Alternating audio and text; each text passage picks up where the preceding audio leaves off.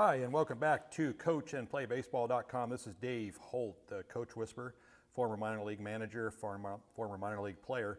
And now I do a lot of instruction and work with youth baseball coaches and players on my internet website and through our YouTube channel here. But today's topic, I want to talk about a situation that it looks like as coaches that we're really trying to help kids, but really it turns out we're actually really hurting kids.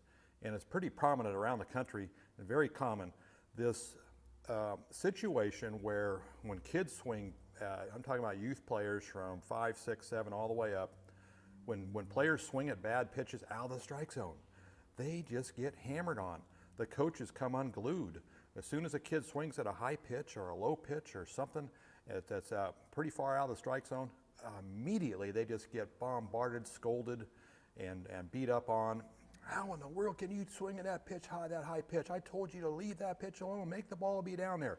So what happens over this time period? Kids do this game after game, year after year, and before you know it, the kids get real tentative. There's a lot of tension, a lot of anxiety, a lot of confusion. Then they get to a point where, well, I don't want to swing at a bad pitch because I'm going to get really hollered out. They quit swinging at all, or they get really hesitant. They really get scared. And when they're hesitant, scared, very selective on the pitches, they're late on the fastball. So they constantly become late. I get lessons, I do instruction all the time, and I see hitters have bad swings. It's not because they have bad swing, it's because they're late on the pitch. And I can tell they've just been hammered on throughout the years and the season. They just get reprimanded by the coaches between pitches.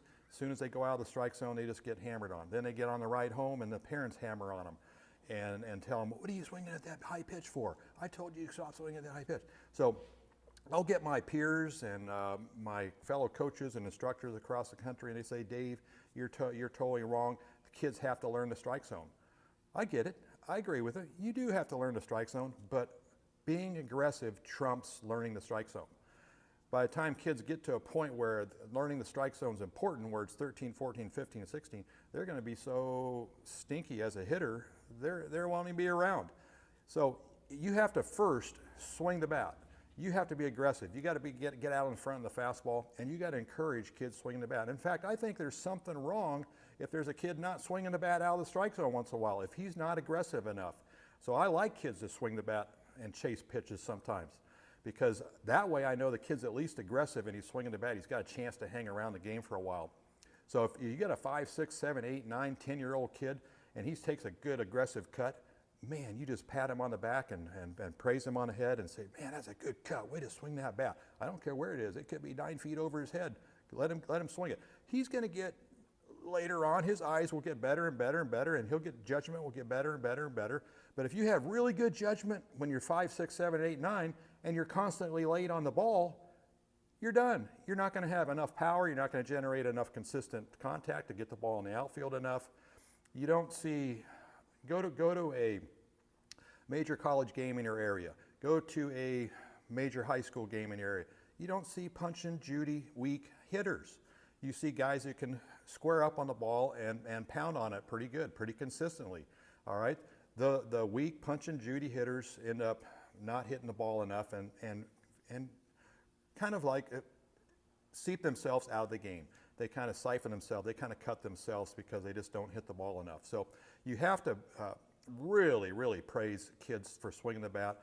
Don't worry about this strike zone thing, getting walks. Make the kids swing the bat. Understand that they need to swing the bat. Yeah, walks are going to win games. Swinging at bad pitches might help us lose games, but we're going to gain a lot more hitters in the process. We're trying to get kids to 13, 14, 15, maybe even get a chance to play high school someday. They've got to be able to hit the ball square. They got to have some power on it once in a while. And in order to do that, you got to be aggressive. And if you're going to be aggressive, you're going to swing at bad pitches sometimes. That is like a feather in the hat. That's a good thing sometimes. Yeah, you're going to get better later on. You're going to refine your skills on judging the strike zone. That's for sure. But you got to be aggressive first. That trumps knowing the strike zone. All right. Thanks for your service in baseball. And tune in next time. We'll have another topic ready for you. And coaches need coaching. This is the Coach Whisperer, Dave Holt, signing out. And God bless you guys. See you next time.